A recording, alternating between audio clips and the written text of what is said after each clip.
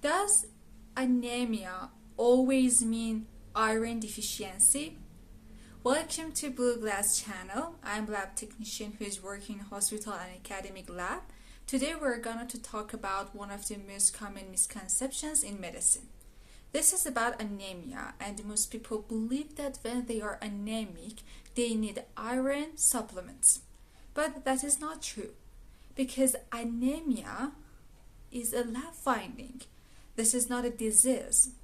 So, many different kinds of situations and diseases will lead to anemic situation. But anemia is not a special disease to be cured just by using iron supplements. So today we're going to explain the basic information about anemia through many different examples of real patients. So let's begin. What is anemia? Anemia is defined as a decrease in hemoglobin concentration below the normal reference range. According to the World Health Organization, hemoglobin below 13 grams per deciliter in men and 12 in women and 11 during pregnancy means anemic situation. Hemoglobin carries oxygen from the lungs to tissues. When hemoglobin decreases, oxygen delivery decreases too. That explains why patients develop fatigue, weakness, dizziness, shortness of breath, and sometimes palpitations. But these symptoms do not tell us the cause. To identify the cause, we need lab investigations. Step 1. You have to look at MCV. Whenever you see anemia, the first lab value to examine is mean cell volume, or MCV. MCV tells us the average size of the red blood cells, and the cells which I noticed there was referring to red blood cells. This immediately divides anemia into three major groups: microcytic, normocytic, and macrocytic anemia. Each group has a completely different differential diagnosis. Let's see how this works. Case number 1. A 30-year-old woman comes to clinic complaining of fatigue. Her lab results show hemoglobin 8.6, MCV 69, ferritin 5 nanogram per milliliter, and RDW increased. So before completing this case, we have to know what is the meaning of RDW, which is one of the criteria of the factors which gonna be measured as one of the components in CBC test. RDW measures the variation in red blood cell size. For example, in iron deficiency, the bone marrow produces new cells that become progressively smaller as iron stores decline. So cell size becomes more variable. Heavy bleeding explains the chronic loss of iron. So all the lab findings point towards iron deficiency anemia when RDW is going to be increased. Okay, the rest of the items for the case number 1. She also reports heavy menstrual bleeding. Pause for a moment. What is your diagnosis? The answer is iron deficiency anemia. But why? Let's analyze the lab findings. The MCV is low, meaning the red blood cells are smaller than normal. This tells us we are dealing with microcytic anemia. Ferritin is also very low. Ferritin reflects the body's iron stores. Low ferritin strongly suggests iron deficiency. The RDW is increased. RDW was the measures of the variation in red blood cell size.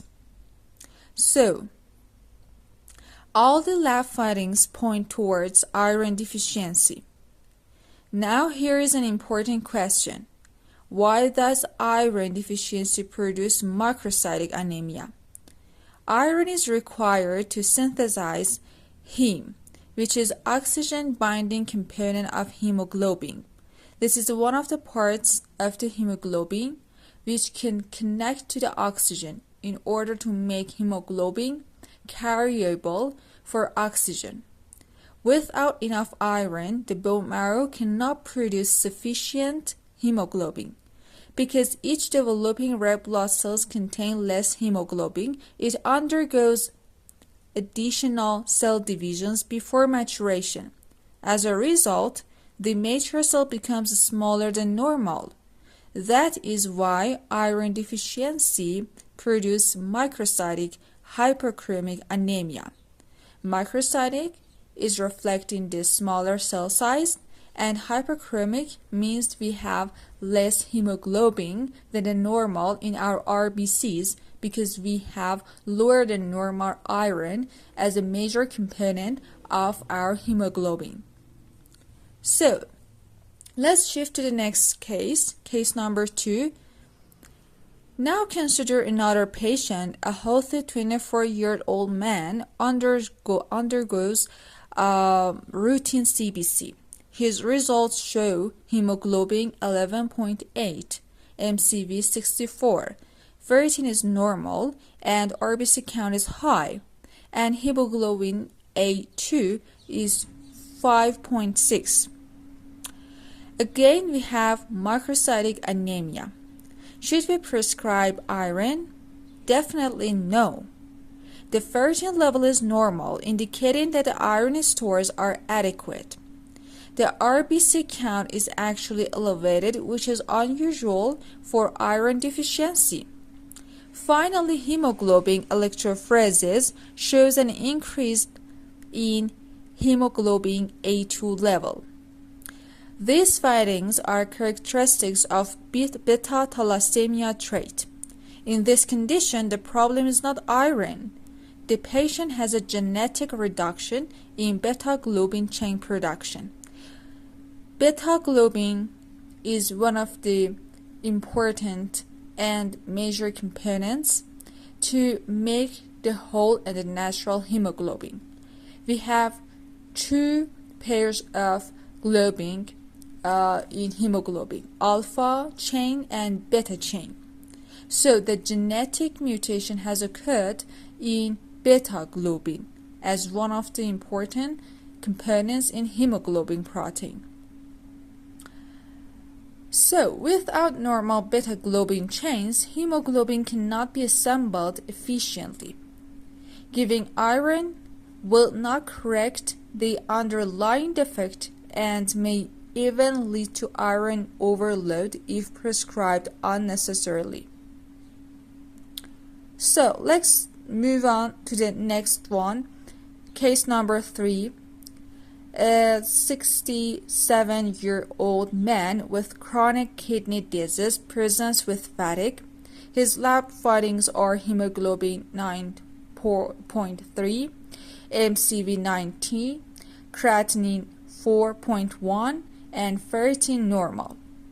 This time the MCV is normal, so we are dealing with a normocytic anemia. What is causing it? Healthy kidneys produce erythropoietin, also called EPO. EPO is a molecule which gonna to be produced by your kidneys. What is the function? That stimulates the bone marrow to produce red blood cells. When kidney function declines, erythropoietin production decreases too. Without adequate erythropoietin, the bone marrow receives less stimulation and produces fewer red blood cells. That is why chronic kidney disease commonly causes normocytic anemia. Treatment often includes erythropoiesis stimulating agents when appropriate rather than iron alone. Case number 4. A 72-year-old woman complains of fatigue, numbness in her feet, and difficulty walking. Her lab findings include hemoglobin 7.9, MCV 114, vitamin B12 very low, and the peripheral blood smear shows macrocytes and hypersegmented neutrophils. What is the diagnosis? Vitamin B12 deficiency. Why does this happen? This vitamin is essential for DNA synthesis. Red blood cell precursors divide rapidly. When DNA synthesis is impaired, cell division slows down. However, protein synthesis continues. As a result, the cells becomes unusually large.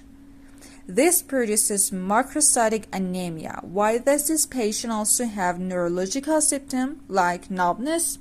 Because this vitamin is required for normal myelin maintenance.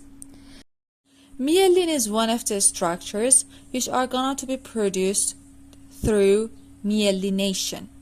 And demyelination means to lyse these kinds of structures in our body. So, myelin is a lipid-based structures which are made by some supporting cells in PNS and CNS.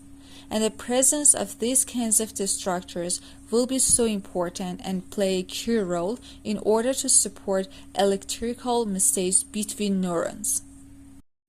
So, vitamin B12 is required for normal myelin maintenance. Without adequate amounts of this vitamin, demyelination develops.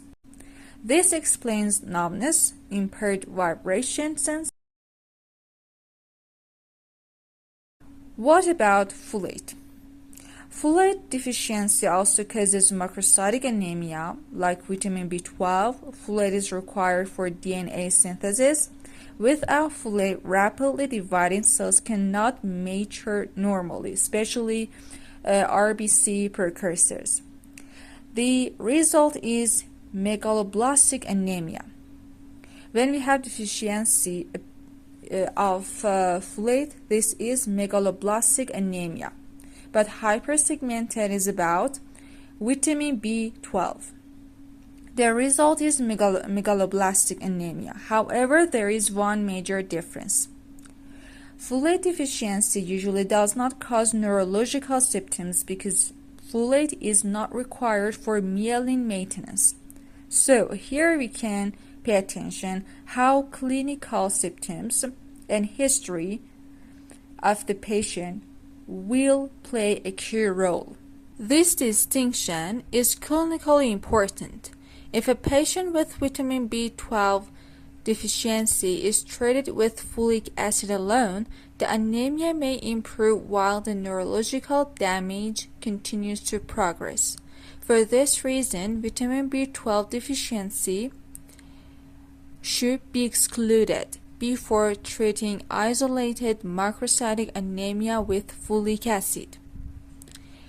A practical approach is that when you encounter anemia, follow a systematic approach. Confirm that the hemoglobin is low. Then look at the MCV. If the anemia is macrocytic, you have to evaluate ferritin and iron. If it is normocytic, assess the reticulocyte count or retic count and kidney function and the markers of hemolysis. Or if it is macrocytic, measure vitamin B12 and folate levels and review the peripheral blood smear. Rather than treating every patient with iron, identify the underlying mechanism first. So if you find this video helpful, please give it a like and subscribe for more videos and share it with anyone who is interested in lab reasoning. Until the next time, take care.